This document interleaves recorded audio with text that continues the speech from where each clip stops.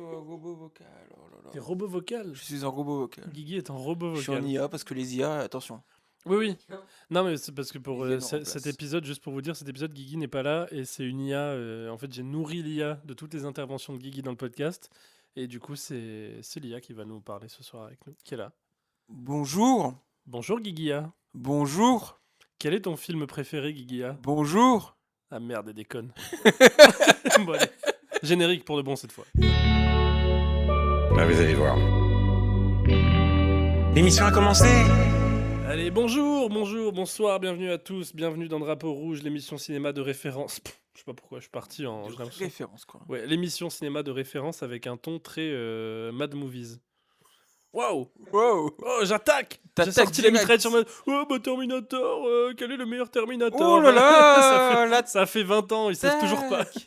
Putain, ça y est, on s'absente 2 semaines. Ouais, je suis- Je vais vous Il y a dire une là. haine, mais vous avez une haine incroyable. Non, je suis rempli d'amour, je suis juste fatigué, en roue libre et j'ai envie de faire le clown. Mais je vais me reprendre tout de suite. T'as raison, on fait le clown. Ah oui. T'es Coluche. Je suis le Coluche du podcast français, podcast cinéma français, et tu es José Garcia. Je sais pas pourquoi. Coluche et Je José prends. Garcia. Ah non, on est Antoine Decaune et José Garcia. Oh, bah, vas-y. Vas-y. ok. Vas-y. Allez, Enfin, j'ai jamais regardé ça, mais. moi non plus. Ah, on est Eric et Ramsey? Non. Waouh. Ok, waouh. On est... Eric et Ramsey. Putain, mais qui serait On Eric et est- qui serait Ramsey? On est Eric Toledano et Nakash. Waouh. Oh putain, bon, je sais pas, j'espère que tout ne sera pas gardé au montage. Si. Si, bah tant Si. mieux. Aujourd'hui, nouvel épisode de Drapeau Rouge, donc nous allons parler de 2 films, Sorry Baby de Eva Victor. Eva Victor. Oui, je sais pas pourquoi, depuis, j'ai vu tout à l'heure qu'elle s'appelait Eva Victor, j'avais Eva Robert en tête. Je sais pas Ah pourquoi. non, pas du tout. Donc, Oui. Sorry Baby C'est de jamais. Eva Victor et Inside Llewyn Davis des frères Cohen. Aujourd'hui, nous avons, je suis Florian Hepp, évidemment, Toujours. accompagné de Guillaume André Petit, C'est moi. le Gap, comme on l'appelle. Le gars. J'ai décidé de t'appeler Gap. J'adore. Gap ou le Gap. À vous de savoir pourquoi. Voilà. À vous de chercher. Et aujourd'hui, la marraine est de retour. Mais la, oui. la Godmother. La Godmother. Hello, Adélaïde. enchanté, j'espère que ça va. Et Bah oui, aujourd'hui, je- on va parler de 2 films, et j'en dis pas plus de si on les a aimés, mais voilà. Toujours un plaisir d'être avec vous. Toujours un plaisir de te recevoir parmi nous. Adélaïde, je voulais faire un jeu de mots, je n'ai rien trouvé. Ah, bah, je te laisse le temps de Adélaïde. chercher pour le prochain épisode. Ouais, vas-y, on fait ça. Vas-y, super. Et on embraye tout de suite. Sorry Baby de Eva Victor, donc sorti il y a quelques jours. Un premier film à souligner. Premier film. Film de Eva Victor qu'il a écrit, réalisé et interprété. J'ai oublié le... je suis trop con. Toi, qu'as-tu oublié? J'ai pas noté le nom de l'autre actrice, du cast. Attendez, bougez pas. Hein. Elle s'appelle Naomi Aki. Elle est super. Elle est exceptionnelle. J'adore cette actrice. Elle est dans Et Mickey oui, dans 17. Mickey 17 déjà, oui, bien sûr. Et elle était aussi dans le film de Zoé Kravitz, dont j'ai oublié le nom. Mais Et elle était super dedans aussi. Et dans Master of None. Tout à fait. Ouais. Ouais, mais c'était Blink Twice, le film de Zoé Kravitz. Master of None. Elle était dans Star Wars Master. aussi. Viens, on cite tous les films dans lesquels elle est pendant, pendant 1 heure. En plus, Star Wars, on reparlera peut-être de Star Wars plus tard. Oh. Ouais. Peut-être. Il y a un lien. Il y a des liens, il y a des liens qui se font, voilà. Mais oui, donc c'est un premier Beaucoup film. d'acteurs de Star Wars, du coup, dans les deux. Mais en fait, Star Wars a tout pris, en fait. Enfin, Disney a pris tous les acteurs américains et les actrices Mais c'est américaines. vrai, putain, ça sert plus à rien. Ouais, putain. On peut plus faire de liens. Dieu Les merci, liens c'est sont bientôt la logiques. fin. Parce que je suis allé voir les 4 Fantastiques et je peux vous dire que ça sent le sapin, cette histoire. Je pense. Déjà, bravo d'être déplacé. fait pour le peuple. Ok. Je l'ai fait pour le peuple. Pas du tout. Mais on en parlera dans ce podcast. Non, on n'en parlera jamais au grand jamais. Mais du coup, oui, c'était un premier film écrit et réalisé par Eva Victor, qui est donc à la base une meuf qui faisait des sketchs sur Comédie Centrale, qui faisait des petits sketchs très homemade. C'était même pas du tout, on aurait dit c'est limite amateur ce qu'elle faisait. Enfin, c'était l'esprit du sketch. Et donc là, elle pull up avec son nouveau film, produit par c'est A24 qui est pas loin, j'imagine. Et donc avec Naomi Aki. Et c'est un petit film très, très... Et Lucas Hedges aussi. Ah, Lucas Hedges, bien sûr, il est Hedges, super. pardon. Oui. Moi, je sais Non, pas. Mais voilà. C'est Toujours super. Zamerlock. Il est super ce gars, hein. Oui, mais bien sûr qu'il est super. Il a exactement le même rôle que dans Waves, par contre. Oui, Il a j'ai pensé aussi. il, Oui. il joue de la même façon, il est le même personnage, il sert la même chose. Ouais, non, tout à fait. Ouais, Bah, en même temps, il a ce physique de garçon gentil, quoi. C'est vraiment le garçon gentil que t'as envie de croiser quand ça va pas, quoi. Totalement. C'est lui, c'est Lucas Hedges. On l'adore. Déjà, Demon Glass Kingdom, c'était ce petit garçon. Bah oui. C'est fou. Il a une bonhomie en lui. Oui, non, mais quelqu'un de bien, quelqu'un de bien. Bravo, Lucas. Mais du coup, j'ai envie de te lancer, Adélaïde, si tu veux. Pourquoi pas? Mais allons-y, Allez. sur du coup comment j'ai. Ouais, bah, le film, toi, est-ce que tu savais, parce que déjà c'est un tout petit film, est-ce que tu savais qu'il sortait ou est-ce que... Alors pas du tout, pas du tout, pas du tout. Alors je crois que la première fois que j'en ai entendu parler, c'était sous une vidéo d'Antoine Goya où il Waouh, parlait des 4 Fantastiques le et A-word. ouais, le A-word a été lâché et où il parlait des 4 Fantastiques et quelqu'un en commentaire avait mis si vous voulez voir des films comédie, c'est pas allez voir plutôt Sorry Baby, c'est vachement mieux. Alors moi du coup je me suis attardé sur le mot comédie sans attendre ce qui allait en découler par la Ah oui, suite tu du pensais que film. c'était... Ok. Je pensais que c'était voilà un film vraiment très pas standard, mais voilà, je me disais ok, ça va être un film. On me le vend comme une comédie américaine. Bon voilà, je m'attendais à pas plus forcément, et au final bah ouais, j'ai été vraiment surprise de fou parce que c'est un film du coup bah je l'ai vu sans rien en savoir, et peut-être que ça a joué aussi un peu dans la réception que j'en ai eue du film. Mais voilà, du coup, pour spoiler, ça va parler d'une femme qui subit un viol dans le domicile de son professeur. Mm.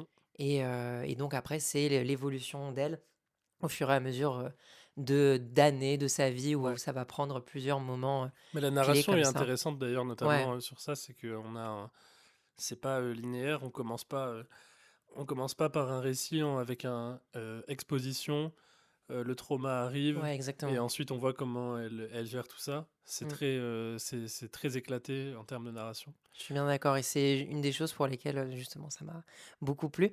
Mais ouais, du coup, pour embrayer directement sur mon avis, j'ai vraiment bien apprécié tout ce qu'apportait le film en fait sur ce rapport-là à une fois que tu subis un viol, et du coup de manière générale, parce qu'on peut l'étendre aussi aux, aux agressions, aux VSS, etc. Comment ton entourage, comment les médecins, comment les gens du quotidien, entre guillemets, les inconnus et tout, reçoivent en fait cette nouvelle, et comment au final ça parfois en devient un peu absurde, ça en devient étrange et tout. Et le film arrive très bien à amener cette pointe d'humour, je trouve, où il y avait des Ouais. moments où j'étais là à me surprendre, à avoir envie de rire, alors que c'est juste avant, voilà, on parlait d'un sujet très grave, mais parce que l'humour justement découle beaucoup plus de l'absurdité des personnes à qu'un crime en fait arrive face à eux, et comment ils vont avoir, voilà, le médecin va avoir aucun tact, comment l'entourage va juste pas savoir comment se placer, ou comme si c'était quelque chose qui n'arrivait jamais, etc., Mm. etc.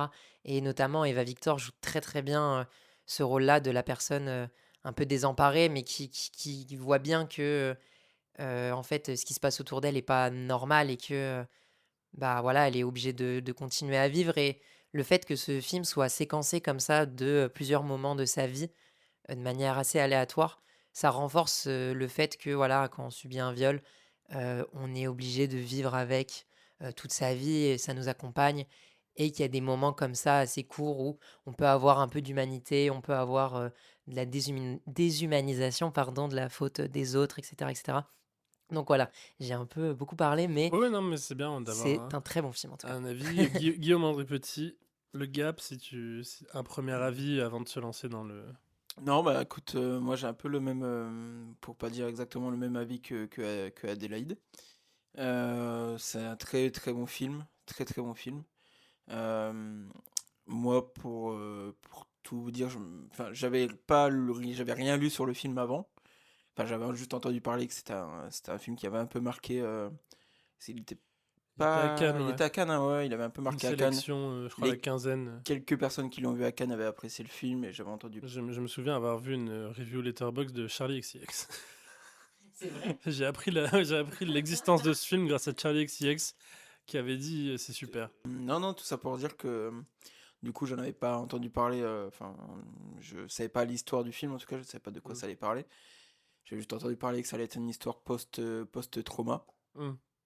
Donc du coup, voilà. Je trouve enfin, que ça soit formellement ou même dans l'écriture, Eva Victor est hyper juste sur ce qu'elle veut montrer, sur ce qu'elle veut décrire. Elle est hyper juste avec, avec son propre personnage, enfin, le personnage pour lequel elle joue. Et comment, juste avec ce qui se passe aussi, de comment elle va parler de son viol, à qui elle va en parler, comment elle va le faire, comment ça se passe dans le temps. Je trouve que tout est hyper juste. Enfin, c'est... Ouais, ouais, je pense que c'est ça, ouais, le mot, c'est vraiment la justesse. La douceur aussi, je trouve que c'est Oui. un film extrêmement doux. Et comme tu disais, Adé, aussi sur des petites pinces d'humour ajoutées Ouais, comme ça, enfin, je trouve que c'est il y a très bien écrit. il y a des scènes vraiment drôles, Ah, quoi. mais bien sûr. C'est que le film est très triste, mais les blagues sont très drôles. Et bah, du coup, c'est pour ça que je parlais au début tout à l'heure du fait qu'elle venait de la comédie à la base. Ouais, bah, Je trouve que ça se sent il y beaucoup. a Il y a vraiment un côté. la scène avec le chat dans le magasin, Oui, elle est c'est un super sketch, cette quoi. scène. Et oui, c'est un C'est sketch, très bonne. Même la c'est très scène bien qui est écrit. un peu plus humour noir et un peu plus dark, mais la scène avec le docteur aussi dont tu parlais, Oui, Adélaïde, tout à tout à l'heure, fait, oui. c'est aussi une scène de. Il y a de la comédie là-dedans. Oui, oui, oui, oui. Même si C'est un c'est peu. horrible. Oui, c'est horrible, mais elle réussit justement à garder le côté horrible du moment et à quand même avoir le recul nécessaire pour y voir la comédie Ouais, là-dedans. surtout Et que ça, en vrai, c'est déjà, c'est. sur une scène qui se passe, du coup, temporalement, littéralement, le lendemain Ouais. ouais, Le de la scène. lendemain de son viol, où elle va du coup faire des examens médicaux. Et donc, on a toute une scène où donc il y a un docteur qui lui pose des questions ultra intrusives, sans Mhm. aucun tact. Non, non, mais franchement, voilà, le mot c'est justesse, tout est hyper juste. Alors après, c'est un premier film, donc il y a des petites maladresses. Pour Mm. moi, il y a des petites maladresses on en a parlé, tu m'en avais parlé déjà avant que je vois le film, mais du coup, je suis Ah, d'accord mais avec toi. Adélaïde, elle adore parler avant le podcast. Ça- Avant qu'on enregistre, elle dit alors, vous en avez pensé quoi et tout. Je dis, mais on en parlera Et après. là, Elle pour a le coup, réussi à me manipuler. On a commencé à parler du film avant d'enregistrer. C'est terrible. et là, pour le coup, c'est Faut la même surveiller. avant que je vois le film. Ouais, c'est encore pire. Non, mais voilà, elle coche un peu les cases pour un film, pour un premier film. Elle coche les cases, donc faut qu'il y ait ça, même formellement. Mais c'est pas gênant tant le film est assez qualitatif. T'as des exemples en tête ou Là, j'ai même plus d'exemple, mais Adé, tu dois peut-être en avoir. Sur des maladresses Ouais. sur des maladresses du film. Oui, bah, moi, à mon sens, c'est vrai que c'est un film qui me rappelait beaucoup Sometimes I Think About Dying. En français, mon accent était terrible. Et en français, c'est la vie rêvée de Miss Fran avec des Ridley. Et voilà, où ça fait un peu film. Tu allais dire la vie de- rêvée de Walter Walter Mitty. Et non, et non. Et, et, euh, et non, du coup, non, en fait, c'est vrai que ça m'y faisait beaucoup penser sur cette gestion-là des angoisses, de beaucoup de choses. Et c'est vrai que du coup, les maladresses où je les note, c'est que il y a ce côté un peu, voilà, c'est un film à 24, avec ce côté assez lissé parfois dans la mise en scène, où il n'y a pas vraiment il y a pas, comment dire, il y a pas énormément de choses qui vont marquer visuellement, ou même particulièrement dans, je sais pas, l'exécution des plans, etc., etc. Mais je trouve que c'est dans ce genre de registre-là de premier film qui a des petites maladresses, je trouve que c'est vraiment pas du tout l'un des pires là-dessus, parce que justement, avec cette narration un peu décousue, il arrive à être assez original et à créer des trucs assez inédits. Et sur Et la mise en scène dont tu parles, le côté lisse et tout, ça, je trouve que le film s'inscrit dans cette vague de cinéma qu'il y a eu dans les années 2000-2010 ouais, qui oui, s'appelait grave. le mumblecore. Ouais, Je sais pas si vous connaissez, enfin si vous je êtes connais le familier avec nom, le oui. terme, qui est en gros cette espèce de tous les Noah Baumbach, Greta Gerwig, Juno, je sais plus qui a Ivan Reitman, je crois qu'il s'appelle. Voilà, tous ces films-là qui étaient des films pour vulgariser Sundance, qui est Ouais. le côté très Sundance, très nature. Oui, oui, d'ailleurs, Sorry Baby était à Sundance. C'est un film totalement dans cette veine-là, mais je trouve qu'il a quand même pour lui. Bah, après, moi, j'avoue que j'aime beaucoup. Enfin, en tout cas, j'aimais beaucoup cette vague-là du cinéma. Je me suis un peu formé Mm. cinéphiliquement. avec ce cinéma-là, américain indépendant, qui disait s'inspirer beaucoup de notamment Cassavetes dans le côté économie de moyens, caméra à l'épaule, un côté un peu documentaire, on va dire, pour vulgariser encore. Et là, je trouve que ça faisait longtemps qu'on n'avait pas eu un film qui était vraiment dans cette vague-là, Ouais. aussi bien maîtrisé. Parce que les premiers films de Noah Baumbach sont des films que j'aime beaucoup. J'aime bien Noah Baumbach encore, hein, mais bon, Greta Gerwig, elle est partie, c'est Oui, fini. c'est vrai que ça faisait un peu même Marriage Story, un peu ces Ouais, c'est films-là de ça. ouais. Et ça m'a fait penser à un autre film aussi qui s'appelle et qui est également produit, parce que là, Sorry Baby est produit par Barry Jenkins, qui est le réalisateur de Moonlight, entre autres.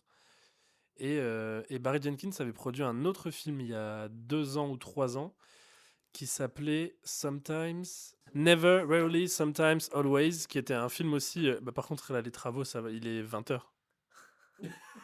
Voilà. Du coup, il s'est arrêté. Non. Mais qui était un autre film qui parlait, pour le coup, qui était un film qui parlait de l'avortement. Et qui était un peu dans le côté. Il va falloir fermer la fenêtre, je pense. On s'en Si fout de tard ça. pour faire du marteau-piqueur. Après, il se fait plaisir, frérot. Il se fait plaisir, c'est vrai, il a raison. Mais et ça m'a fait penser à ce film-là qui, pour le coup, le film dont je parle là, donc on va l'appeler Never, on va pas dire le titre entier à chaque fois, était beaucoup moins. Il y avait vraiment pas de comédie. Le film était vraiment.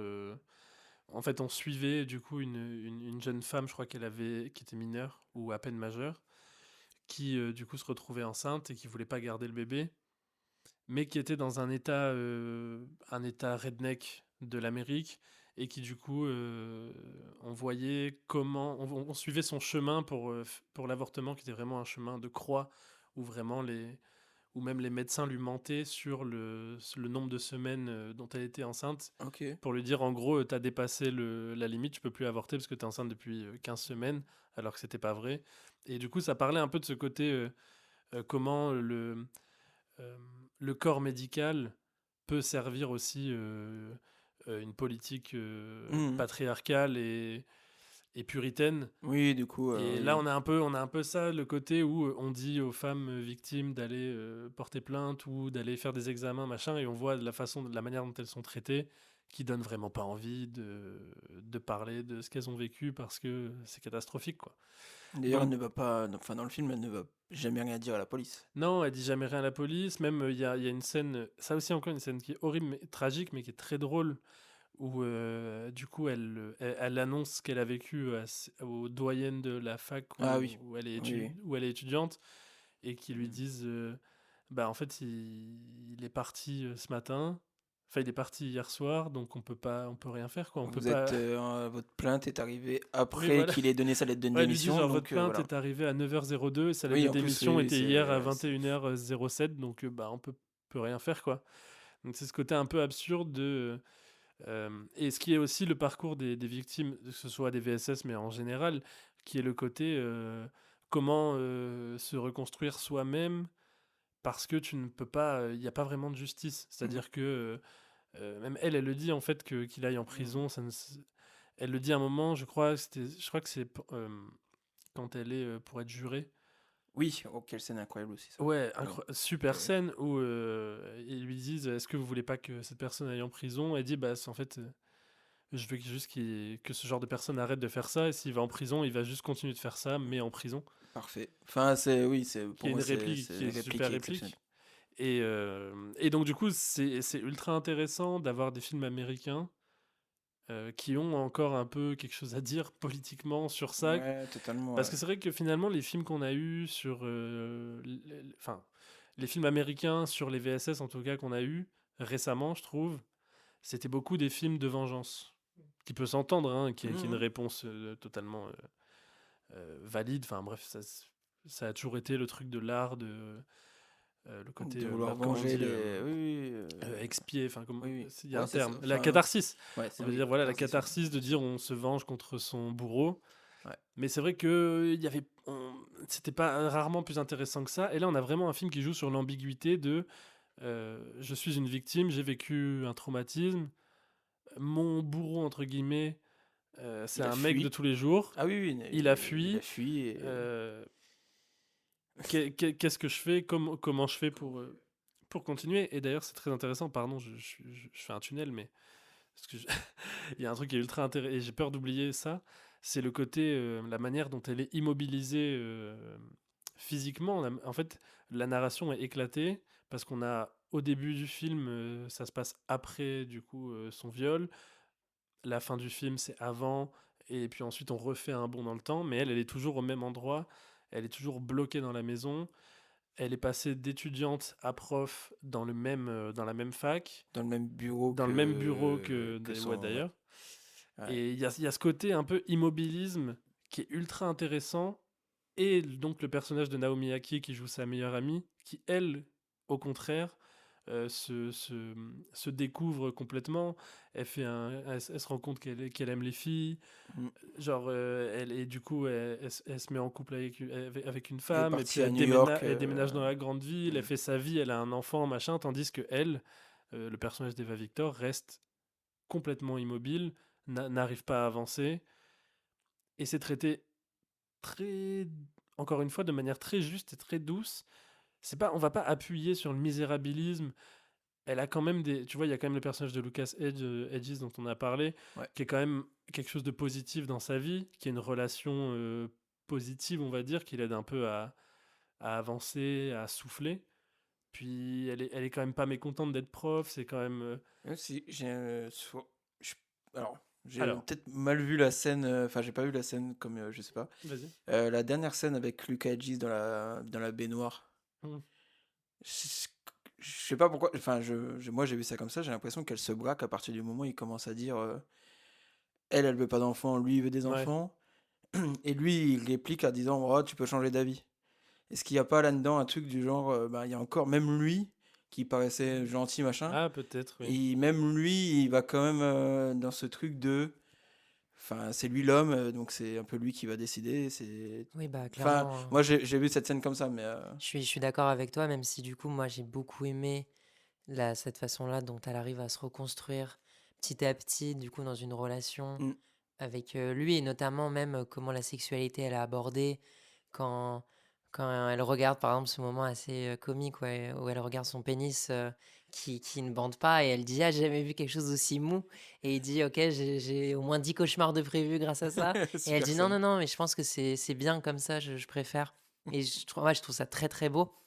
Mais effectivement, je trouve que ce moment-là, comme tu dis, avec lui qui dit: «Ah, tu peux changer d'avis», il casse du coup ce moment de beauté justement, et justement, ouais, c'est que tout n'est pas juste mignon ou tout Mm. triste, tout est dans le réel, où effectivement, si tu commences à te reconstruire, tu vas tomber sur un mec qui sera peut-être super cool et tout, mais il va avoir, bah oui, des avis peut-être à un moment pas ouf et cetera, parce que, bah, le patriarcat fait que, plein de choses. Mm. Et j'ai trouvé ça bien de pas vouloir mettre un personnage 100% pur, un cliché du nice guy, parce qu'effectivement, ça fait un peu le nice guy, mais il n'est pas non plus vu comme étant la personne qui va permettre à Eva Victor d'aller complètement mieux. Non, enfin, ce personnage va lui permettre d'aller mieux à un certain moment donné, à un instant T. Mm. Et Tout à en fait. tout cas, ça sera pas lui qui l'aidera sur son rapport à si du coup Eva Victor ne veut effectivement pas avoir d'enfant, être mère, etc., etc. Et que ça sera grâce à elle ou grâce à quelqu'un d'autre que du coup elle pourra maintenir cette envie de pas vouloir avoir d'enfant. Mm. Et Tout à fait. que ce personnage-là sera peut-être un peu trop là à vouloir une relation amoureuse, à se projeter, à avoir des enfants, là où elle en a pas envie. Et je trouve que c'est ça aussi le processus de guérison, c'est ce truc de dire, bah, il va y avoir des gens plus ou moins bien, dans plus ou moins de concepts où on s'accorde pas, et voilà quoi. Oui, non, mais tout à fait. Et puis de toute façon, il y a même de belles rencontres dans ce film. Il y a la scène du sandwich qui est super belle aussi. Très Avec, très touchante. oui. Oui, j'étais en train de chercher le nom de l'acteur, John Carroll Lynch, voilà, Ok, qui est super. génial. Qui jouait dans Fargo des frères Cohen, Ah, entre mais. autres. Putain, le Ouais. lien. Mais oui, oui. Le lien est fait. Mais il est super, cette scène est Cette incroyable. scène, elle est exceptionnelle. Ouais, Et c'est... après, enfin, le moment de respiration et cette scène après avec le sandwich. Enfin, C'est vrai qu'au final, c'est un film bon, qui est très marqué, on va dire, qui est un film qui parle de... Forcément, tu peux pas éviter le côté VSS, c'est le sujet principal du film, on va dire. Mais je trouve que c'est quand même un film au-delà de ça, enfin, sur les relations humaines en général, sur l'amitié et sur le côté humain, quoi, Mm. sur les relations humaines, parce qu'en fait, il y a sa relation avec sa meilleure amie qui est ultra forte et qui est très intéressante, qui est très complexe, parce que même il y a, à la fin du film, du coup, quand sa meilleure amie revient avec sa meuf, on sent une petite... Bah déjà, il y a une ressemblance entre Eva Victor Oui, et l'actrice qui joue la oui, meuf c'est vrai, oui, de... oui, oui, Et on tout à sent qu'il y fait. a un Et malaise Fran. de... ouais, voilà. Fran, on sent qu'il y a un malaise entre les deux personnages de... pas de la jalousie, mais un peu... Enfin, il y a un truc qui se joue qui est intéressant, je trouve. Bah, il y a le truc, oh, moi je vais rester là, tu vas aller sur le phare avec elle, tu Ouais, vois, ouais, il y a le voilà. truc. Bon, Donc, et puis, du coup, donc, le personnage de John Carroll Lynch qui représente un peu physiquement l'américain moyen, redneck, oui, tout boomer, à fait, tu peux oui, pas oui. faire plus, quoi. Et qui, au final, va se révéler être ultra bienveillant, ultra gentil. Contrairement au personnage, du coup, du prof, bien sous tout rapport, beau gosse, ultra sympa, cultivé et tout, qui va s'avérer être un monstre, quoi. Bon. Et d'ailleurs, Ou de Lucas Haynes aussi, qui est voilà. là à être le nice guy, mais qui au final veut trop se projeter et Oui, n'a pas voilà, les c'est ça. mêmes visions de l'amour que Et Eva d'ailleurs, Victor. l'acteur, parce que du coup, je recherchais le nom de l'acteur John Carroll Lynch. Le nom de famille de l'acteur qui joue le- l'agresseur, c'est Cancel Me. Voilà, marrant. Il s'appelle. Cancel me. C'est italien, donc c'est Cancel Me. Mais Cancel du me. coup, c'est Cancel Me, quoi. Ok. Mais c'est voilà, c'est marrant. Incroyable. On dit pas que l'acteur est Cancel, enfin, on le Non, connaît il est pas. super. C'est Je pas. sais pas. On connaît pas, hein, ça se trouve. Non. Je pense pas. Bon, Parce que, bon. Par bénéfice contre, du d'ailleurs, doute. du coup, la scène du viol, Oui, bah oui. je trouve qu'elle est, enfin, elle est parfaitement mise en scène, parfaitement mise en scène. Pour moi, elle m'a glacé le sang. Alors, Ouais, parce à ce que moment-là, on sait pas vraiment ce qui se passe, mais pour on remettre peut se en, douter. Et moi, ça m'a glacé le sang. pour remettre en contexte, en fait, c'est-à-dire qu'on la voit aller donc dans la maison de son prof. Mm. Et en fait, la caméra reste du point de vue de sa voiture, donc on est en face de la maison et on ne rentre jamais dans la maison et on voit juste le temps qui passe, donc le ciel, le soleil qui se couche, puis la nuit, puis C'est un plan qui dure, je sais pas, 2-3 ouais, minutes. 2-3 2-3 minutes. minutes, un plan fixe sur la maison. Voilà, un plan fixe sur la Il y a maison. juste le changement de temporalité avec C'est ouais, ça. le jour, le début de la nuit et la nuit où rien ne bouge. Enfin, on voit que rien ne bouge dans la maison. Les Ouais. lumières sont allumées exactement au même endroit. Mhm. Enfin, Et puis elle qui sort de la maison et ouais, et qui va dans sa voiture et qui part. Et c'est ultra intelligent parce que et puis il y a même un côté techniquement, on ne sait pas ce qui s'est passé. oui, oui, En c'est fait, clair. on est obligé de s'en remettre à la parole du personnage, quoi. Mm. Et donc, ça parle aussi de le côté croire aux victimes, etc. C'est aussi ça, parce qu'en fait, on n'a techniquement pas de preuves matérielles de ce qui s'est passé. On n'a jamais été dans la maison avec eux. Tout ce qu'on sait de ce qui s'est passé de ce moment-là, c'est ce qu'elle elle en dit. Donc, quand elle le raconte à sa meilleure amie, bah, évidemment, sa meilleure amie la croit tout de suite et tout ça. Mais elle a conscience aussi, je pense, quand elle écrit le film, le personnage aussi a conscience de ça, que c'est pour ça d'ailleurs que je pense qu'elle veut pas porter plainte, qu'elle veut pas. Elle sait déjà que elle ne pourra rien faire, elle n'a aucune preuve, c'est sa parole contre la sienne. Lui, c'est un prof à New York avec une famille, elle est un peu en galère toute seule. Elle sait très bien qu'elle est foutue. Enfin, foutue entre guillemets, qu'elle aura. Voilà, que le système. Ça sert à rien, c'est perdu d'avance. Oui, non, mais c'est Donc clair. c'est Enfin, je repense intéressant. encore Ouais. une fois avec la scène le lendemain à l'hôpital. Oui, voilà, c'est ça. Je pense que quand tu, quand tu vis un Vous truc êtes lavé, pareil. fallait pas vous laver, fallait. Enfin, Oui, voilà. c'est une dinguerie. Quoi, mais- Quand un médecin te parle comme ça, je pense qu'aller voir un policier derrière n'est pas dans. Non, mais bien sûr. Ça donne pas forcément envie. Mais ouais, c'est une super scène.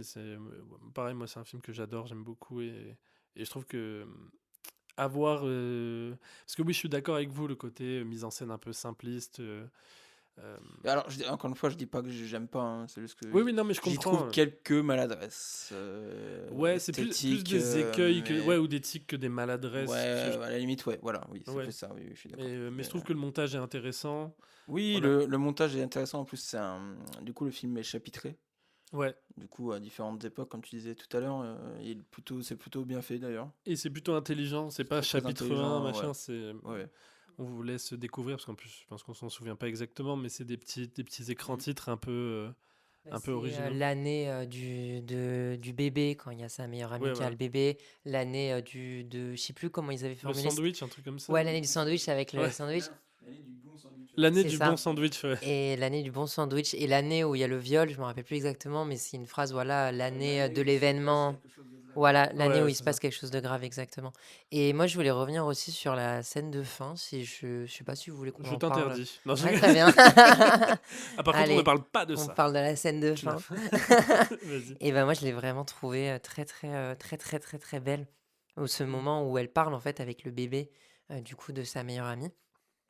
Et où, en fait, je trouve que ça résume un peu tout ce que le film aborde, etc. Où j'avais essayé de retrouver le dialogue exact sur Internet, mais j'ai pas pu encore retrouver Ouais. le dialogue précis. Mais où elle dit au bébé, ah, tu sais, tu vas grandir dans un monde où voilà, il y a des choses qui vont t'arriver et tout. Tu auras peut-être des moments où tu as, trigger warning, scarification, tu voudras scarifier avec un stylo, un couteau ou n'importe quelle autre chose. Bah, moi, je serai là pour t'écouter et je paniquerai pas, j'aurai pas des réactions alambiquées parce que je sais ce que tu traverseras et je serai juste là pour t'écouter parce que je sais que c'est dont ce que tu as besoin. En fait, ça fait vraiment comme un miroir, ce moment où elle parle au bébé parce que le bébé a quoi? Quelques mois, Oui, un oui, an, même c'est pas ça? un an, ouais. C'est ça, c'est... Et donc, c'est vraiment une scène très, très, très, très, très belle et très dure à voir aussi en même temps. Mm. Et le film se conclut sur ça et je trouve que c'était vraiment une des meilleures conclusions que j'ai pu voir au C'est clair. cinéma récemment. Et puis Donc, j'aime ouais. beaucoup quand le... Bon, ça c'est un détail, mais le côté où on sait pas pourquoi le film s'appelle Sorry Baby. Et Oui. puis du coup, dans la scène de fin... Moi, j'avoue, tout le film, je me suis dit, parce que je crois qu'au début du film, elle appelle son chat Baby. Ah ouais. Et je me dis, j'espère que la fin sera pas une fin triste ou voilà. Mais bon, finalement, ça se. Mais c'est marrant. Putain, mais en fait, je me rends compte que... Parce que j'ai vu le film, moi, il y a assez... Ça remonte maintenant, ça doit faire 10 jours que je l'ai vu. Et je me rends compte qu'il y a beaucoup, beaucoup de scènes, beaucoup de trucs vraiment intéressants. En fait, c'est un film comme ça qui a pas l'air d'être un petit film assez simpliste, mais Beaucoup de détails. il y a beaucoup de détails, il y a notamment, en fait, le fait qu'elle ne filme pas la scène de viol en tant que telle, en fait, mais qu'elle filme la scène où elle tue une souris frontalement, Oui, qui est une scène ultra violente, et qui est un moment, encore une fois, de catharsis, de violence, de ce côté un peu cercle vicieux de la violence. Ouais, tout à fait. Ouais. Bon, alors c'est une souris. Oui, oui, mais. Enfin, voilà, on va pas. Je pense que si t'as une souris chez toi, tu la tues. Mais la façon dont elle. Non, mais on voit qu'elle est paniquée à l'idée de la Oui, tuer, voilà. de toute façon. Et puis la façon dont elle le fait, il y a aussi un côté. Il y a un côté, oui, un espèce de défouloir de quelqu'un m'a fait du mal, je fais du mal à plus faible que moi, qui est, même si c'est une souris. Mais c'est très intéressant cette scène-là et la façon. Et je trouve que là où je trouve que la mise en scène est intéressante et qu'elle est pas. Je trouve que toutes les scènes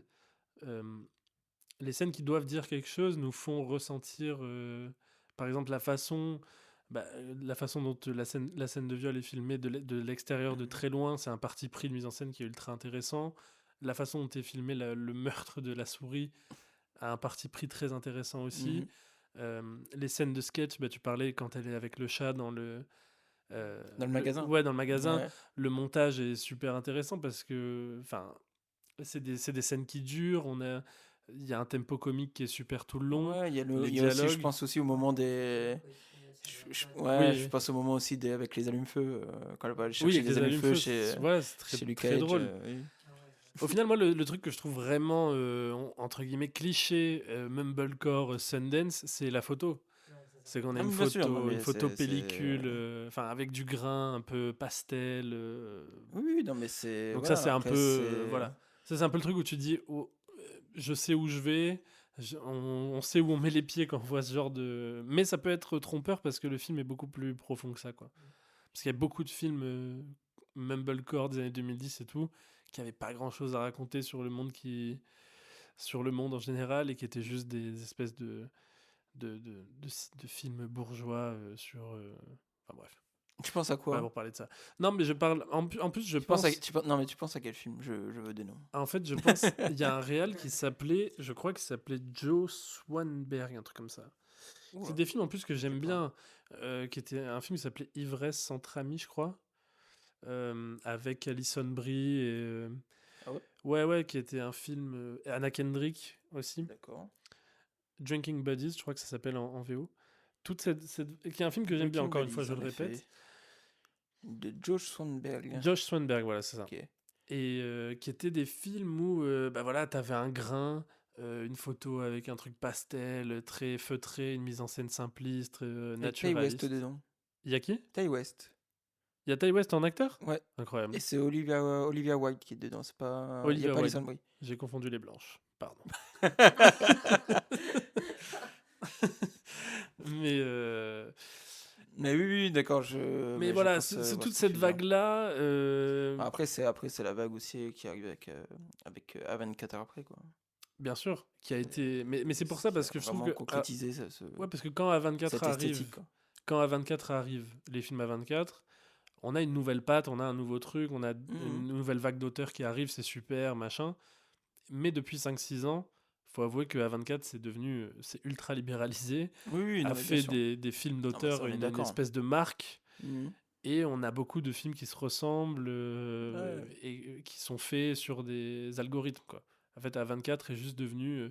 en fait, en gros, si Netflix est le, le producteur de films pour, entre guillemets, les gens non cinéphiles qui veulent perdre du temps, A24, c'est devenu la matrice de l'apprenti cinéphile qui découvre le cinéma. Ouais, totalement. Ouais. Voilà, donc Ouais. qui font des films à la chaîne dans le même Totalement style, et ça ne veut plus rien dire. Mais là, du coup, ce film-là, je trouve, ce film-là dénote des dernières sorties à 24. Il y a encore de belles choses chez Il y a chez encore de 24. belles choses à faire, mais oui. Très bien, mais c'est très bien, mais tant mieux. C'est très bien. Ça fait Si en plus ça peut permettre à des cinéastes comme ça de se révéler, c'est clair. c'est très bien. Parce que c'est très bien. j'ai entendu une interview d'elle où elle disait que, je sais plus, elle avait été engagée pour écrire sur je sais pas quelle série ou quel projet Ok. commercial. Et elle a dit, en fait, et à la place, j'ai écrit un script dont personne ne voulait et dont personne n'avait besoin. Et je trouve ça super, en fait, tu sais, ce côté. Pardon, j'allais citer Vincent Cassel dans le Wow. Vidéo Club Combini, qui est une vidéo que j'adore. Mais dedans, Ah oui, oui, je vois mais ce que- il dit une phrase. Je crois que j'ai déjà cité cette phrase en plus dans le podcast. Mais il dit. Est-ce que t'as déjà cité il- Vincent Cassel? je cite souvent Vincent Cassel. C'est Wow. Très bien. la Vidéo Club Ok, Combini. ok. Non, mais parce qu'il dit. Il y a beaucoup de. Les meilleurs films sont les films faits par des gens qui n'ont pas le choix. Qui n'ont pas le choix de faire des films. Qui font des films parce qu'ils n'ont pas le choix, un truc comme ça. Ah oui, ça, oui, très bien. Et c'est vrai qu'en fait, là, on a. Tout à fait. En fait, elle a fait ce film parce que elle, en plus, c'est pas du tout une réalisatrice. Juste, elle écrivait des sketchs et elle les tournait. C'était très amateur ce qu'elle faisait. Et en fait, elle se retrouve à avoir cette idée de film qui est en elle, à vouloir le faire et d'un coup à faire une obsession dessus et à vouloir Même- absolument le tourner. Et du coup, ce qu'elle a fait, c'est que bon, elle avait fait aucune étude de cinéma, rien, machin. Et c'est là qu'elle est forte et c'est là que j'apprécie sa méthode d'apprentissage, c'est qu'elle a regardé des films de Kelly Reichardt et qu'elle a analysé. Et en vrai, ça se sent dans le film. Hein. Ouais, c'est vrai, j'y ai pas C'est très pensé. Kelly Reichardt. J'avais pas du tout En pensé. gros, Mais oui, totalement. elle regardait des films de Kelly Reichardt et elle faisait des storyboards. En gros, elle regardait des films et elle se disait ah tiens, comment Kelly Reichardt a fait le film. Qui est l'une des meilleures cinéastes. Bien sûr. aujourd'hui. Et du coup, elle écrivait des shotlists du film, etc. Machin. Donc, elle a appris à faire des films grâce à Kelly Reichardt pendant le Ah ouais, confinement. mais j'y avais pas du tout pensé. Mais bon, ça va de Eh ouais, soi. c'est évident. Oui, bien sûr. Évident. C'est Mais, une évidence. Mais oui. voilà. Ok. Et pareil, juste comme ça, je regardais un peu ce qu'elle avait fait aussi la directeur photo. Mmh. Et je crois que c'est son 3e film. Ok. Enfin, ouais, Bah oui, bah, super. c'est assez impressionnant. On va suivre avec attention la suite de carrière Bah, d'Eva Victor. complètement, carrément. Alors là, Ouais. c'est toujours un plaisir de voir des Oui, c'est clair. cinéastes commencer, immerger comme ça. C'est clair. Et... Très bonne surprise. Et du coup, je sais pas si au moment où ce podcast sortira, le film sera encore beaucoup en salle, je pense pas. Malheureusement, je suis pas sûr. Mais n'hésitez pas à aller Encore le un peu sur regarder. Paris, hein, toujours. Mais... Oui, sur Paris, je pense qu'il y sera encore un peu. Et encore, hein. Je crois qu'il est déjà plus ouais, au il y a hall. déjà plus Si, il est encore un peu, il est encore au hall. Ok. Je sais qu'il débute dès la semaine prochaine au cinéma Jacques Tati à Orsay. C'est l'info. C'est l'info. On vous a dit c'est le podcast cinéma le plus précis que vous. Ah, c'est précis pour ceux qui nous écoutent dans le Peut-être même au 91. Cinématie demain. Peut-être le Cinématie, Parce que ouais. le Cinématie qu'on embrasse. Cinématie, on les a déjà embrassés dans un Bien sûr. dans un épisode précédent, mais... Ouais. mais on les embrasse de nouveau parce que le cinéma est Mais exceptionnel. ouais, donc en tout cas, allez le voir. Et Sorry Baby d'Eva Victor, c'est validé. Oui, par totalement Drapeau validé. Rouge. Ah, Et en plus, c'est bien parce qu'il y a vraiment un chat qui est trop mignon. Et il y a d'ailleurs des chats qui sont vraiment très mignons aussi dans bah le oui. film dont on va parler Bah, juste tout à après. fait. Mais La transition est toute faite en parlant de chat. Chat sur affiche égale film classique. Et oui, de toute façon, il y aura du coup 2 chats sur l'affiche de Ouais. de cet épisode. Hein. Ouais. Donc, Et on va parler d'Inside Llewyn Davis tout de suite. C'est un gros morceau, hein, je vous annonce. Ah ouais, là, on est sur... Je sais pas trop par où commencer. Je vais essayer de pas être trop chiant. Non, mais parce c'est surtout que là, il y a... Enfin, le film pour toi est un... Enfin, ça fait partie de ton panthéon. Moi, c'est un de mes films préférés Oui, voilà, c'est... de l'histoire tout court. C'est un film qui résonne.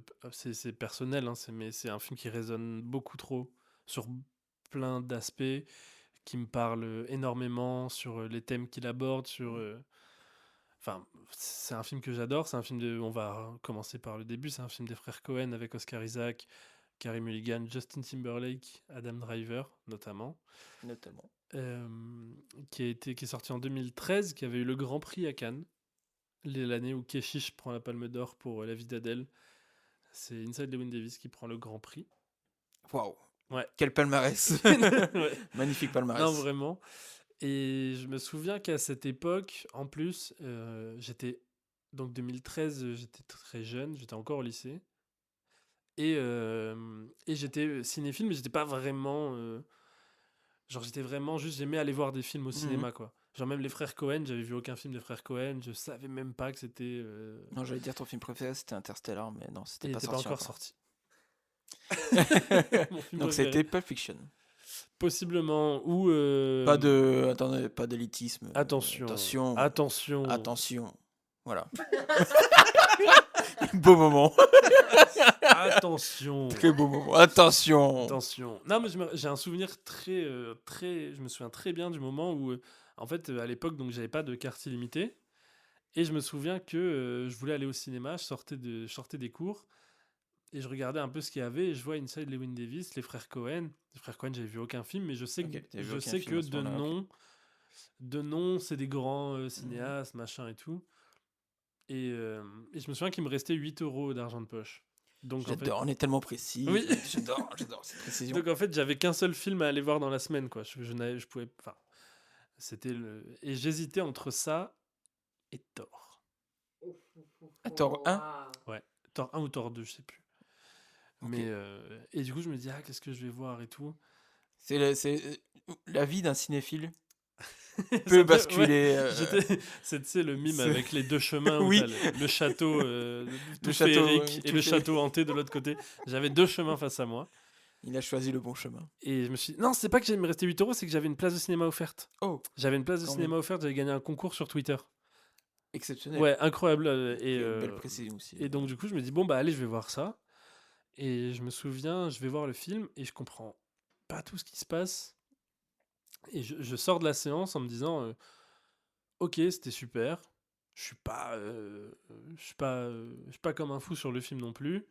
Mais je me dis, il y a quelque chose quand même. En plus, le chat ressemblait énormément à mon chat. Je me dis, il y a quelque chose qui me titille. Comment il s'appelait, ton chat? Ah, Bixou. Enfin, il s'appelait Maxou, je l'appelais Bixou. Ok, très bien. SO Maxou, qui nous a quittés il y a Malheureusement, qu'il nous a quelques années, quittés. qu'on embrasse. Il est là-haut avec. Il nous écoute. Il nous écoute là-haut avec des projets Ardisson.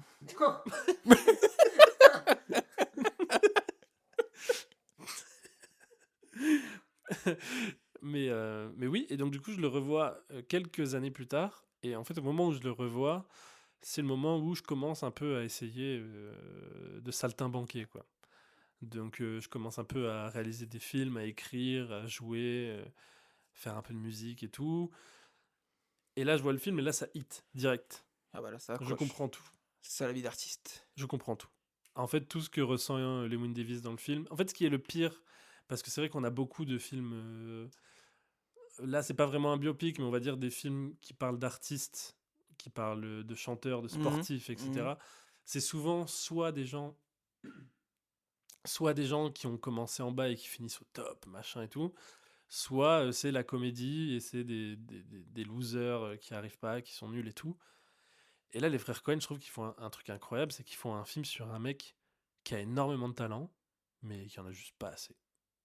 Et ça, c'est fou. Parce que c'est ça le grand drame et la tragédie de Inside Llewyn Davis, c'est qu'en fait, il ne peut rien faire de plus.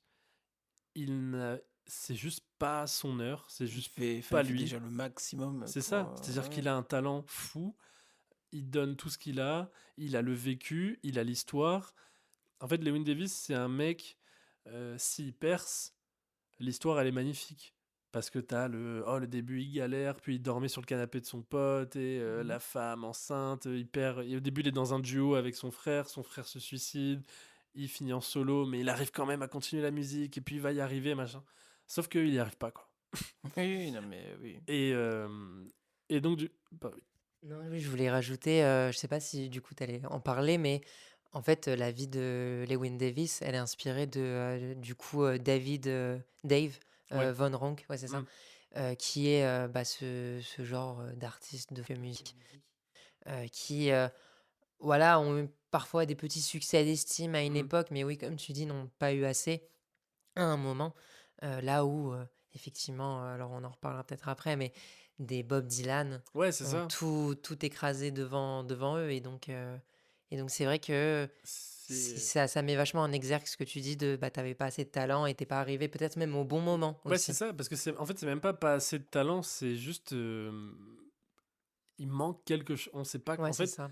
il y a un moment donné dans le monde artistique où il y a un premier filtre qui se fait au début, qui en gros va différencier les gens qui sont bons et les gens qui sont mauvais. Les gens qui sont mauvais vont, entre guillemets, vont pas réussir, ne vont rester qu'une poignée de gens qui sont bons dans ce qu'ils font.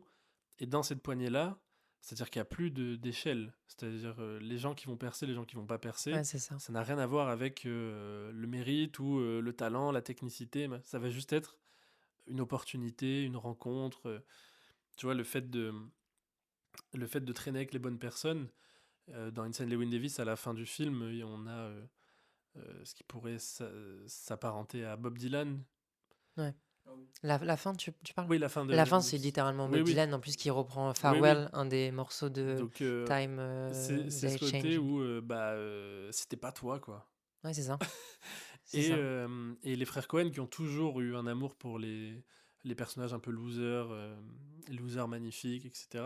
Je trouve que là, c'est d'autant plus précis que le personnage, peut-être pour une fois, enfin pas pour une fois, je suis pas assez expert dans la filmographie des frères Coen, mais j'ai l'impression que pour une fois, le personnage de Llewyn Davis est vraiment tragique.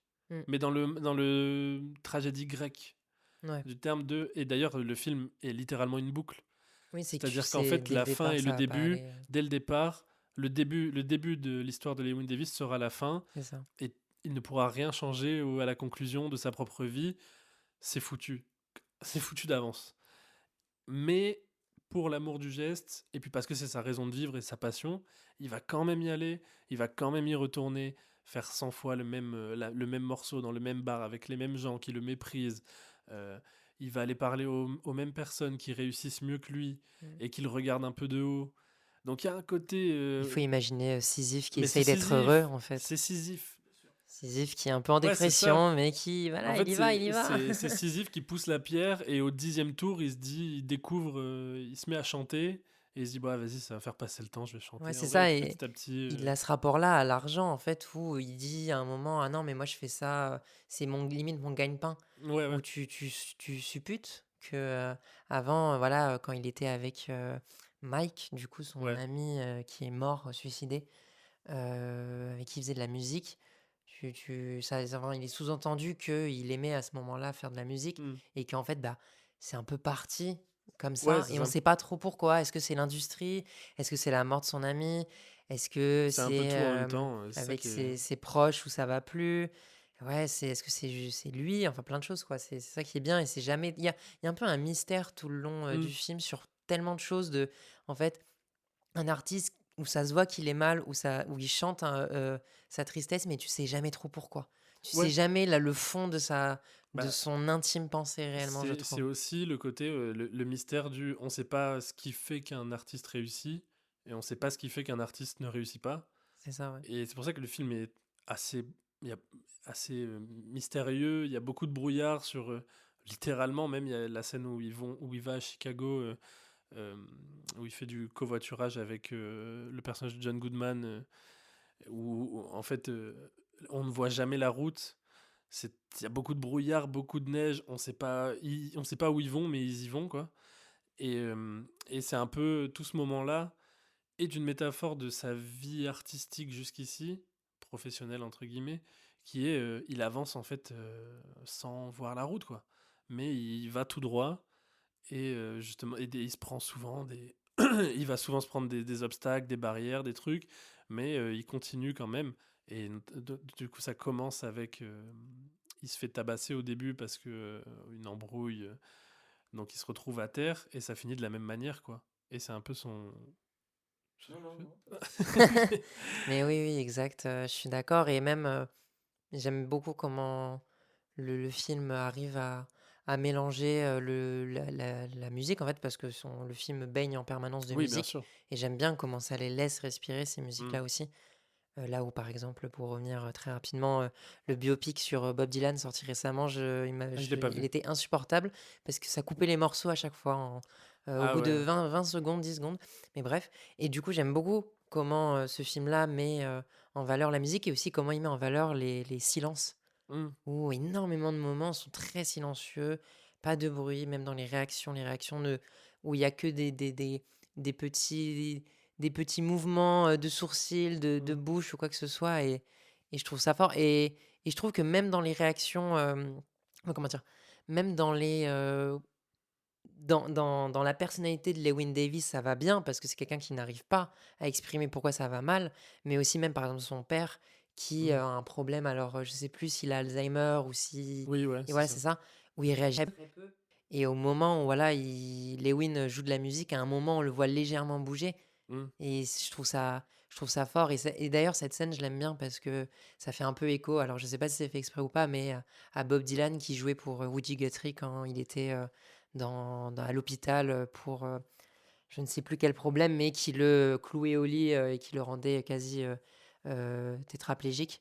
Et j'ai beaucoup aimé voilà, comment ce film-là arrive à littéralement montrer que, enfin, exprimer des choses que ça soit des émotions, heu, exprimer des mouvements même de son corps, voilà, où le personnage principal, il est toujours bloqué, il doit toujours aller à tel endroit, il dort chez ses amis, Mmh. il a une voiture, mais en fait, elle s'arrête dans la neige, il prend les transports, mais en fait, c'est une galère.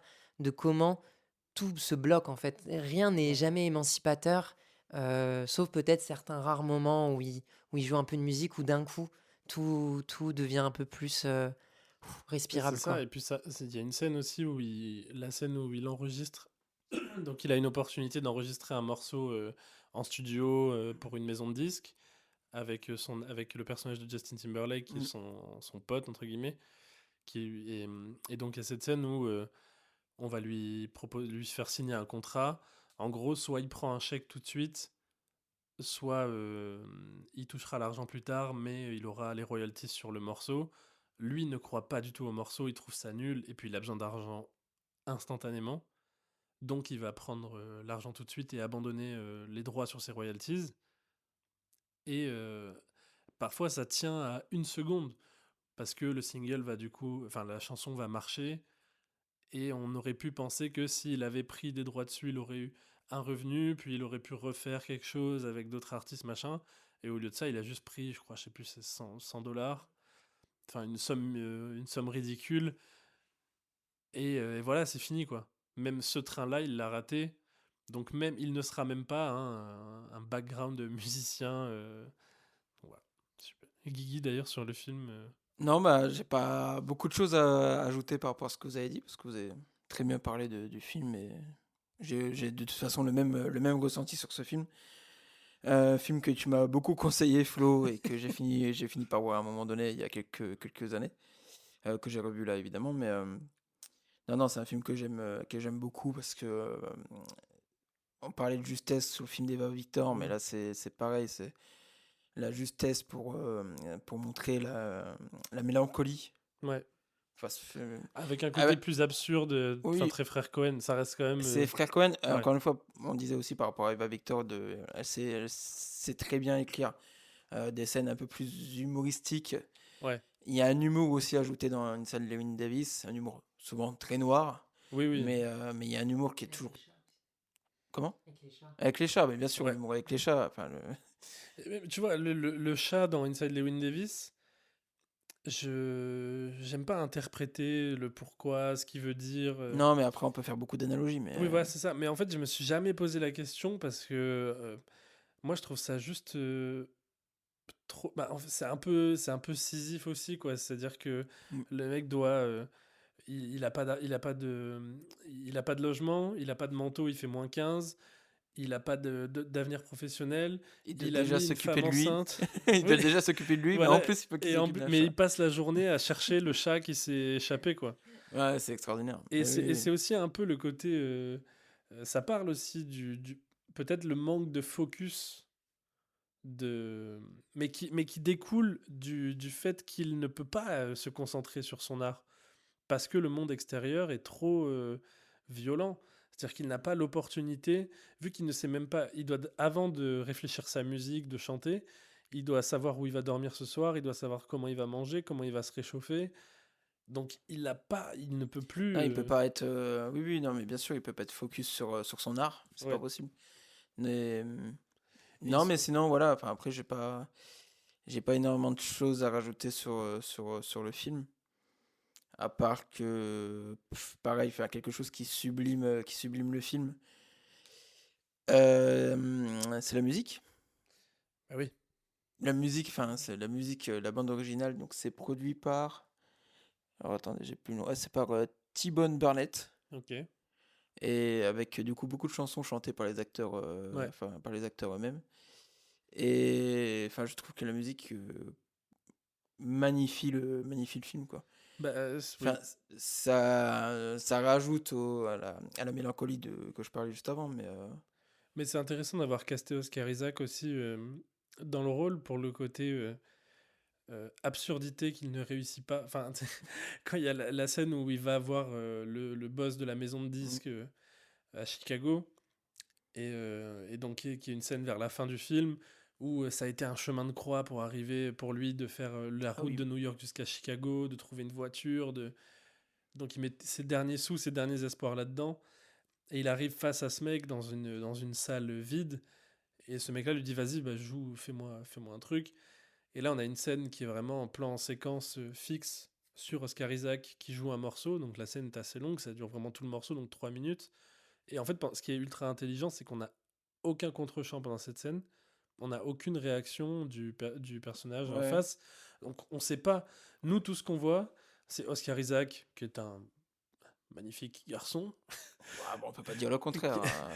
qui est très beau, qui chante trop bien, qui joue magnifiquement de la guitare, qui chante un morceau magnifique.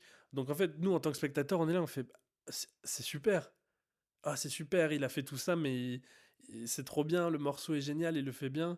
Puis le morceau se finit, on a ce moment gênant, ils sont trop forts les frères Cohen, quoi. C'est-à-dire qu'ils vont pas faire un cut à la fin du morceau, c'est-à-dire qu'ils insistent bien sur ce moment un peu nul où tu joues un morceau devant quelqu'un, le morceau se finit et t'as 2 secondes de bon, voilà. Et donc il y a ce petit, il y a ce blanc. il y a ce petit blanc de 2-3 secondes, puis contre-champ sur le personnage en face qui lui dit c'est bien, mais c'est pas assez, quoi.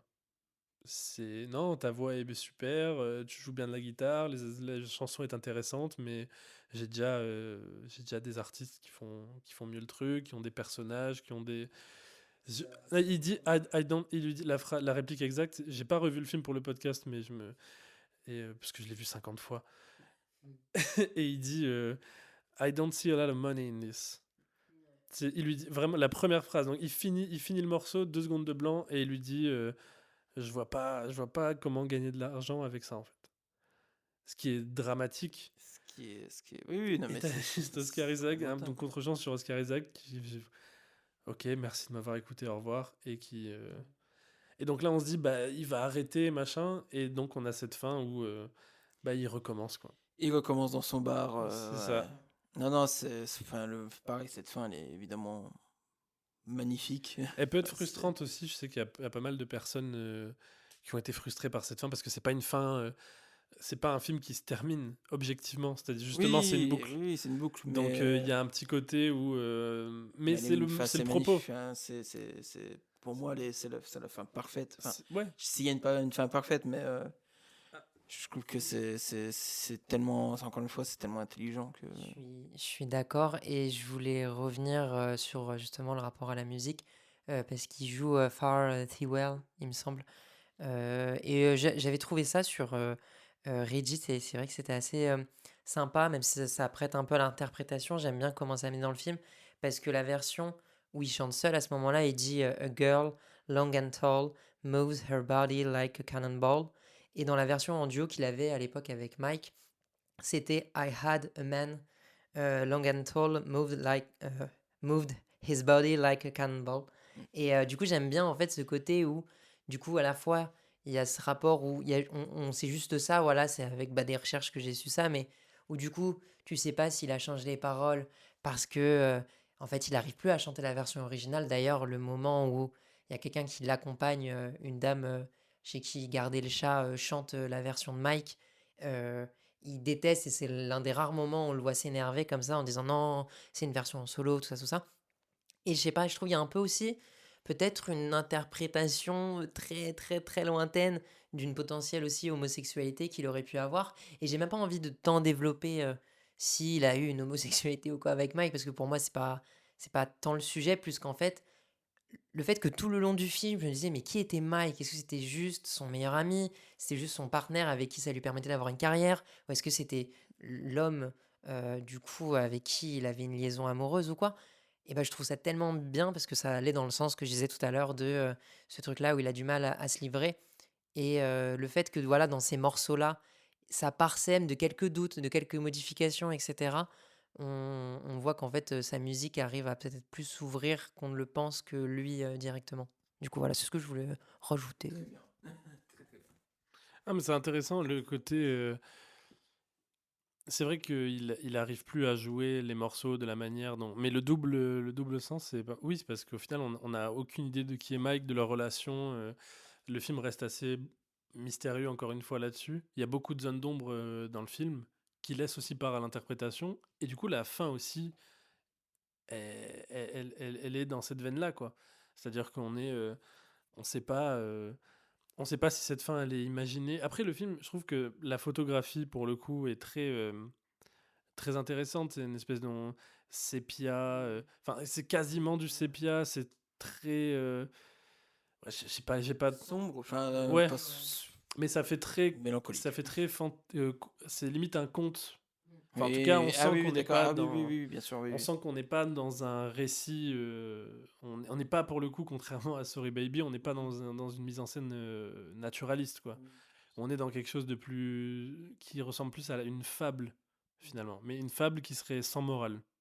Et c'est en ça que je trouve ça intéressant. C'est qu'en fait, on est. En fait, l'absurdité. L'absurde, c'est peut-être que les frères Cohen ont travaillé toute leur carrière de manière plus ou moins frontale, on va dire. Mais là, enfin, c'est un truc qui a marqué plus la deuxième partie de leur filmographie. Je pense à leur film Serious Man, qui est sorti quelques années avant aussi, qui était l'absurdité métaphysique. C'est-à-dire qu'un côté, euh, qu'est-ce qui fait qu'on continue? Euh, le, qu'est-ce qui nous empêche, de ne pas être nihiliste? Qu'est-ce qui fait qu'on croit encore à ce qu'on fait quand tout autour de nous est absurde? Et le personnage d'Oscar Isaac, parfois, il a ces moments de déréalisation totale où, justement, tu parlais de la scène où il dort chez des gens qui étaient des fans de lui à l'époque où il était avec Mike. Et quand d'ailleurs, ils font vraiment allez, chante-nous une chanson. Il a pas envie, c'est vraiment le bouffon. Enfin, parce que il y a beaucoup de gens qui regardent, qui trouvent le personnage de Lewin Davis antipathique. Ce que je comprends, hein, Oui, non, c'est mais normal. C'est pas un c'est normal. personnage qu'on a envie d'aimer au premier abord, mais c'est un personnage qu'on peut comprendre. À ce moment-là, il est vraiment traité comme une bête de foire. Donc, même si ces gens-là sont très gentils, ils Ouais, pensent qu'il pas a mal, pas. ils l'hébergent, ils le nourrissent, etc.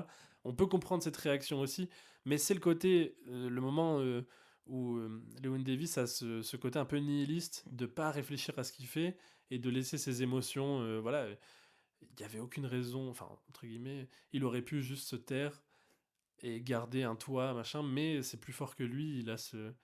Il est, c'est peut-être aussi ce qu'essaie de nous dire le film sur les raisons qui fait que ça n'a pas marché pour lui. C'est peut-être qu'il est trop sensible, qu'il n'a pas ce qu'il faut, il n'a pas ce côté détaché qu'ont les stars, Trop honnête. trop honnête avec lui-même, trop authentique, Trop authentique. en fait, Ouais, chaque trop fois, authentique, avec un K. Bien sûr. Il est trop authentique. Moi, je suis un mec entier, en fait. C'est un mec. Lewin Davis, c'est un mec entier. Et mais voilà, donc c'est intéressant ce côté absurdité métaphysique qui est renforcé par la photographie du film très surréaliste. Et on est, oui, dans une espèce de fable où il n'y a pas de morale, il n'y a pas de raison, tout arrive, tout est hasardeux, rien n'est écrit depuis le début, les choses recommencent en boucle, il n'y a pas un début, un milieu, une fin, c'est un trajet. Et il n'y a pas d'arrivée en fait. C'est un voyage sans destination. Enfin, c'est un voyage sans destination. Ouais, et puis il y a quelques moments où tu touches Ouais, c'est ça. des opportunités, mais voilà. Et ça, c'est intéressant. Mais en fait, il n'y a pas beaucoup de films, je trouve. Là, en tout cas, j'ai jamais vu de film qui parlait d'artistes talentueux qui ne réussissaient pas aussi justement en fait. Et même, je crois qu'il y a quasiment aucun film sur un. J'étais en train de réfléchir, mais. Tu vois, on a des films sur des artistes ratés, qui sont des comédies, ou alors des artistes vraiment ratés parce qu'ils sont nuls. Mais on a très peu de films où tu as des gens talentueux qui juste. Parce qu'en fait, c'est des gens, c'est des personnages qui n'intéressent pas le grand public. Le grand public s'intéresse à ceux qui réussissent, quoi. C'est les vainqueurs qui écrivent l'histoire. Ouais, alors les vainqueurs, oui, mais il y a aussi. Le grand public aime bien les losers aussi, tu vois. Oui, mais pas dans ce genre-là. Ouais. Pas ce genre de loser. Le grand public aime bien les losers rigolos, quoi. J'ai envie de citer un film, en vrai, Monstre Academy, un peu. en vrai, moi j'avais vu ça et ça m'avait marqué le fait que voilà, ce soit Bob Razowski qui travaille de manière acharnée, c'est le plus fort et tout, il a les meilleures techniques, mais juste en fait il fait pas peur parce que le fait est qu'il a pas eu la chance d'être un monstre qui faisait peur de base. Et ça m'avait un peu marqué sur ça. Pas mal. Oui, mais à la fin, il finit par avoir son diplôme et tout, non? Non, il est viré. Il est viré. Ouais. Ah. Et bah, Bob Razowski, Lewin Davis, même combat. Finalement. Mais à la fin du film, en gros, ils collaborent avec Sully et c'est comme ça qu'ils arrivent à faire une super équipe. Voilà. Film sympa en vrai, si jamais vous voulez le voir, j'aime bien. Si vous connaissez pas Monstre et compagnie, on vous le conseille. Bien sûr. C'est fou de parler de Sorry Baby Inside Lewin Davis et de recommander Monstre et compagnie. Genre. Je pense que. Monstre Academy, pardon. C'est le 2 Ouais, c'est le 2. C'est le Ok. Mais on ne recommande toujours pas les 4 Fantastiques. Hein, ça bouge pas. Non. On a parlé de Superman, déjà, c'est pas mal. Ouais, on a rempli notre quota de super-héros. On fera peut-être Avengers l'année prochaine pour rigoler, mais. Et pourquoi pas? On est là pour ça. Mais oui. Mais en tout cas, je sais pas combien de temps ça fait qu'on enregistre. Je sais pas du tout, j'ai pas regardé l'heure. J'ai pas regardé l'heure de début du tout. Ouais. Je pense qu'on a fait le tour. Ouais, je pense qu'on a bien fait le tour. Hein. Bien fait le tour de films. Et je qu'on recommande. qu'on aime beaucoup, hein, en tout cas, je pense, Ouais, et je qu'on recommande est en aussi partage. Inside Llewyn Davis, je recommande Serious Man, du coup, des frères Cohen, qui est un film un peu pareil, un peu passé sous le radar, qui est pas un film reconnu comme majeur dans leur filmographie, mais qui est un film incroyable avec Ok. un des meilleurs plans de fin que j'ai vu. Voilà. Ah, je l'ai pas vu, donc Je vous tease, je l'ai je pas vous vu, donne envie donc comme ça. je regarderai. J'ai pas encore tout vu des frères Cohen. Ouais. Enfin, Bah, les j'ai frères beaucoup de Cohen, loupés, mais c'est un peu level 1 de la cinéphilie. Donc c'est un peu les films que tu regardes au début, on va dire. désolé, j'ai commencé par Tarantino. Non mais oui, mais tu vois, c'est un peu genre... en fait, on te recommande en gros Pulp Fiction, Oui, No Country for Old Men. oui, Tu bien vois, c'est un sûr. peu les premiers films qu'on te recommande. Mais je trouve que les frères Cohen ont vraiment... Il y a beaucoup plus de... Enfin, c'est trop fort ce qu'ils font. Et No Country for Old Men notamment, je l'ai revu il y a pas longtemps, je l'avais pas revu depuis Oh, longtemps. quel film. C'est un film qui est incroyable. Qui a... Et vous avez vu, il est numéro 1 dans les plus grands méchants de l'histoire du cinéma. Un psychiatre a dit que Accompagné c'était de le... Dark Vador et de Joker. Ça a tellement aucun sens. Non, mais oui, grand film. Et Grand les film, frères, et les frères ouais. Cohen, bon, ils sont séparés. J'ai pas vu ce qu'ils ont fait en solo. Ça m'intéresse pas J'ai trop, je vous juste avoue. vu le Macbeth Macbeth, ouais. Alors On souffle. Moi, Ouais, alors on ok, ouais. souffle. Ouais, le film est très beau esthétiquement, ça y a rien à dire. Il y a Ouais. des plans qui me marquent encore d'ailleurs, mais après le film en lui-même, on Ouais. souffle. Bah, c'est dommage. Parce que, oui, cette période-là, fin Il y a des pas années 2000, début 2010, des frères Cohen, elle est très intéressante. Il y a pas un Cohen qui est à Venise là ou il y a Ah, pas il quelque était à chose comme ça. Cannes. Il y avait un Cohen à Cannes. Bon, Mais c'est ok. Ethan. Mais je crois qu'il fait vraiment des films nuls, lui. Il est parti en mode... Ah, il est parti en mode Ouais. comédie. Tu De les toute as façon, vus non, j'ai toujours préféré Ademo, moi, de toute façon, du duo. C'est... j'ai toujours préféré lui. Il était toujours été un meilleur rappeur, franchement. Bien sûr. Les deux fauves. Qu'on embrasse. Du coup, c'est qui aujourd'hui les frères cinéastes ou sœurs cinéastes? Mais ça veut dire. On est d'accord. Non, Mais après, ils sont j'allais séparés amener à cette aussi. réponse. Ouais, c'est ça, putain, mais il Ils y a sont plus. séparés aussi. Et d'ailleurs, ça, j'ai trop hâte. Ouais, il y a ses sœurs Wachowski, mais. Les sœurs Wachowski.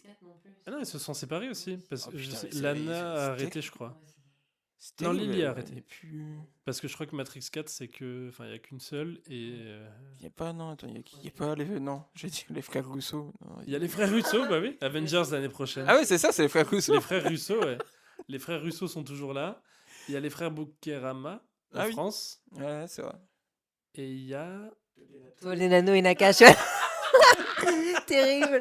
Oh, terrible. Mais ils sont pas frères. On s'est passé le micro pour dire la même chose, si jamais vous avez pas eu la rêve. Mais ils sont pas frères, toi, les deux Nakash. Oh, c'est comme si aujourd'hui ils sont frères de cœur. Oui, mais ils sont frères. Oh là là. On les embrasse en tout cas. Eric. On n'embrasse pas leur cinéma, mais Non, on les embrasse. Non, non. Bon, moi j'avoue, Toledano Nakash, j'ai un petit Ah. plaisir coupable sur les Si, Sens de la fête. Sens de la fête, j'ai un petit plaisir coupable et sur Nos jours heureux. Nos jours heureux, super film.